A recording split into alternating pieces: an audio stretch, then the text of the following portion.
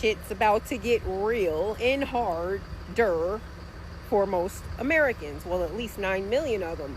5 million will be sent into collections on May 5th for their student loans, and another 4 million will be deemed delinquent. In other words, the federal government will be garnishing your wages for your student loans, meaning you're going to pay those loans back one way or another. This can't be good for the economy. Nah. Not to mention, if your accounts go into collections, it's going to drop your credit score bad to the point where you won't be able to get loans, an apartment if you're facing eviction, or a house because you need to credit qualify, a vehicle, or if you use credit cards just to buy groceries because groceries are so damn high, you might get locked out of those too. The interest rates on the student loans were crazy. Let's just face it. It should not cost $50,000 to borrow $30,000. So taking money from people right now is just ridiculous, and it's greedy. It's just greedy. So I called the student loans people yesterday, and I was like, ma'am, because I put me on deferment right now. I don't want no forbearance. No, because forbearance, if you didn't know, your interest continues to grow even though it's paused. No, deferment. Thank you. And the lady said, as of right now, your monthly payments are $1,554. I said, excuse me? No habla inglés. Huh?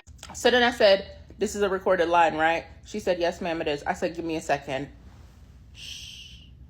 I said, anybody who's on the other end, listen to me. I don't have it. That is rent.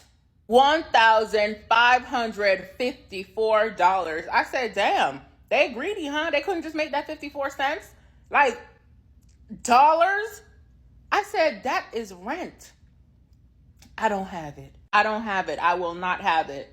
The lady said, yeah, this takes a couple of weeks. We already seen your application. It'll be applied. Okay. Thank you. 36 months? Thank you. I'll apply again in 3 years. Thank you. The actual chokehold my debt has on me as a 26-year-old with over $100,000 in student loan debt. Like so many other people, my family didn't know anything about money, anything about college. I fully applied to everything on my own, and they encouraged me to take out loans with Sally Mae, the demonic, evil student loan providers that are always pushing you to take out more. And I always see other people talking about this, and in the comments there's always people like, ooh, take accountability, like you're the one that took it out, you chose to take it out. Yeah, I did, and I can still be pissed about it. It literally, sometimes I'm like, someone take me out, like I do not want to be alive dealing with this crippling stress on my shoulders. I just wish I was a Nepo baby like all of my fave influencers that I watch that had no student loan debt, no rent, nothing of that, and I'm filled with envy. What happens to our healthcare system after this student loan thing kicks in? Truly. Because I can name on one hand the amount of nurses I know that have never taken out student loans. I know older nurses that I have worked with who have paid them off, and a lot of the times the older nurses are the ones who took the 2-year route and then eventually got their BSN, but they could start out as 2 years. I haven't worked with an associate's nurse. I'm a hematology, oncology, bone marrow transplant, cross-trained CAR-T, you name it, oncology, chemotherapy, I've done it. In order to work at the hospitals I work at, you have to have a BSN. And honestly, I became a nurse in 2020. The AA degree that you can get in nursing, it's obsolete. It's obsolete. And I went straight for my BSN. And I was told by all of my conservative family members over and over and over again that I needed a 4-year degree. And now I'm a dumbass for going to college. Which is like a crazy narrative. That's a crazy narrative switch. Anyway, what happens to our hospitals after this? The doctors that I have worked alongside with have over $500,000 worth of student loans. I know nurse practitioners with $250,000 because that's what it costs to get an advanced degree. Where'd you go? School, college. What happens when we stop getting medicine from China in particular, but other countries that make our pharmaceuticals stop sending us medicine?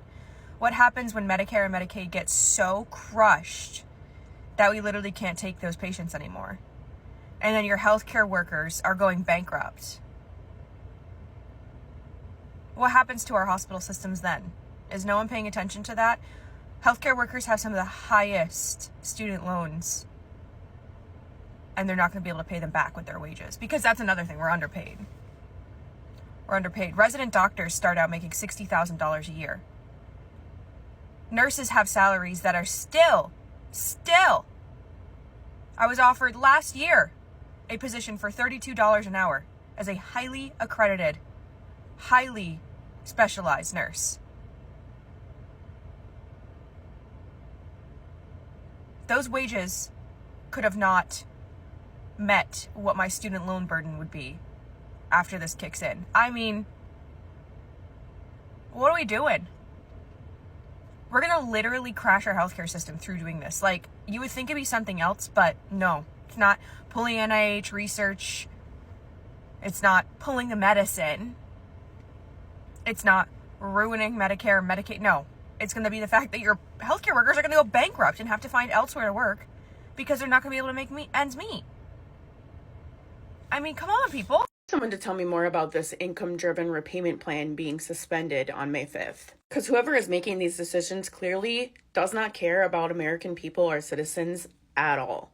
I'm not saying that we shouldn't have to repay our loans as students who took out the loans. Yes, we took out the loans. We should repay them monetarily, by service, some way. What people are complaining about is the inequity in banks being bailed out, but not citizens. The inequity of the fact that, how about I overpaid my loans and I'm still waiting for a refund that they gave me documentation that they owe me of 3 years later. The inequity of people trying to pay off their loans and trying to set up a plan, but not being able to get through with a phone call or an email indefinitely. The inequity of only taking out $20,000 in loans, but actually owing $60,000.